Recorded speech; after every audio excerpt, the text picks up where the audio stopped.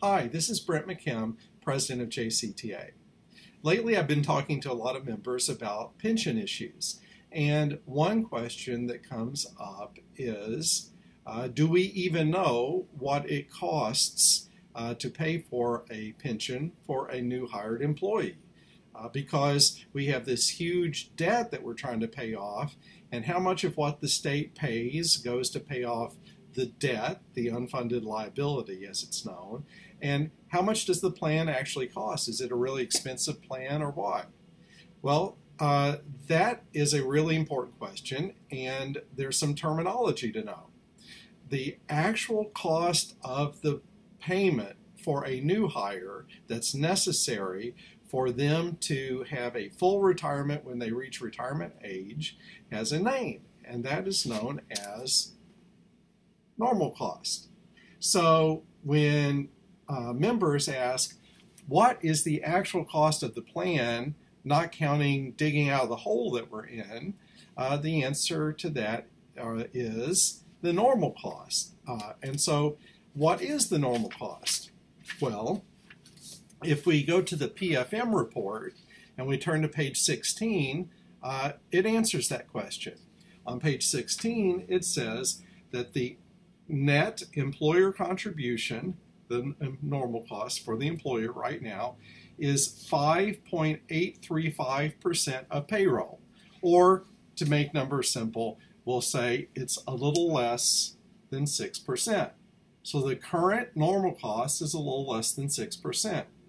What that means is, for a new hire, for every $100 that they earn in salary, the state's cost for their retirement pension is a little less than $6.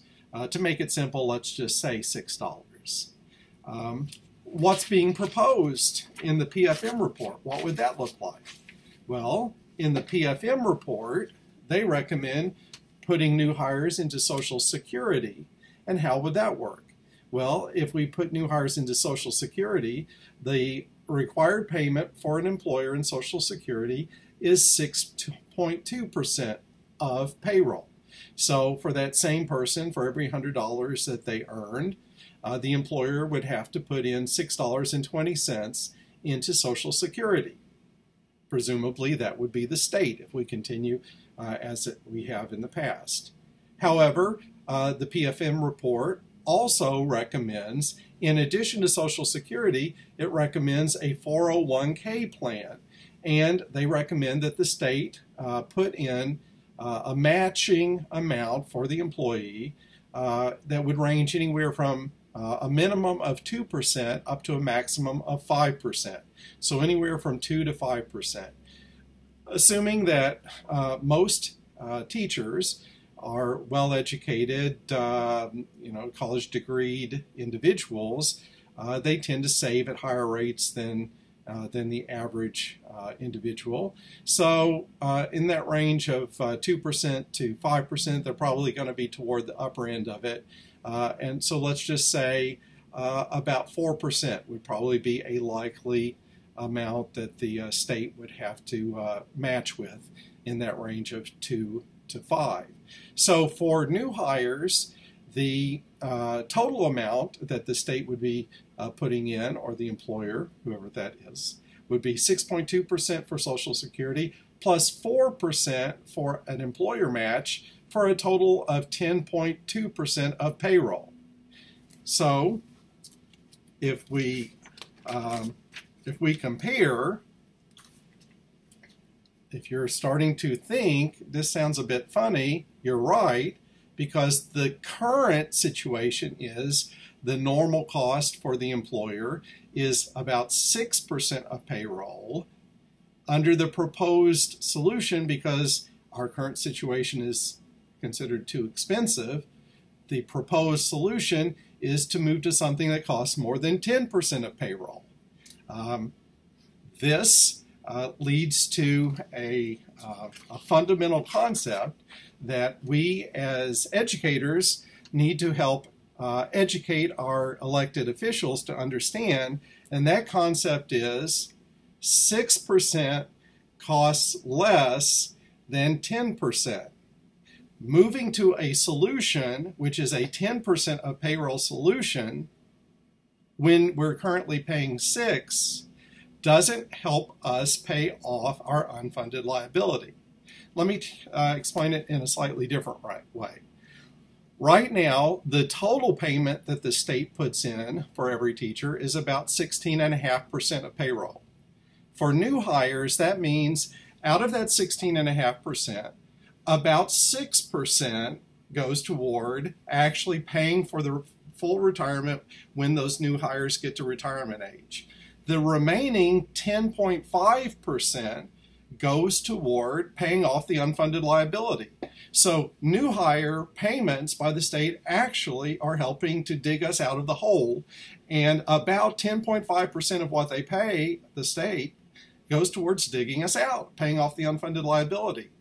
If we were to implement the PFM recommendation, that would mean the state would have to spend 10 out of its 16.5%, 10.2% out of its 16.5%, just to pay for the future benefits of the new hires, which leaves only 6.3% available to dig us out of our unfunded liability hole that we're in. Here's another concept.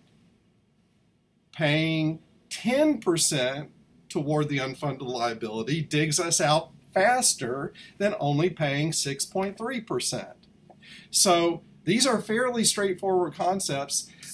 This is recognized in the PFM report. It actually says in the same paragraph that I read to you before, where it says the net employer contributions currently 5.8%, it goes on to say, in comparison, under this new structure, the combined employer's Social Security contributions of 6.2% and the DC plan contributions that range from 2 to 5% would exceed this nominal rate. So they acknowledge that their solution is actually more expensive, considerably more expensive than what's being paid right now.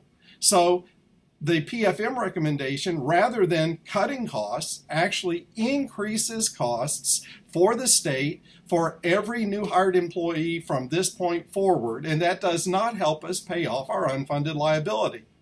So I would encourage you to reach out to your elected officials and communicate to them that raising the cost for the state for each employee does not help us get out of the situation we're in. In fact, it makes it more difficult. And encourage them to rethink that part of the PFM set of recommendations, because it would actually set us back. I hope this is helpful. Again, I encourage you to reach out to your state elected officials and let them know what you think about this and other aspects of the PFM report. Thanks for all you do.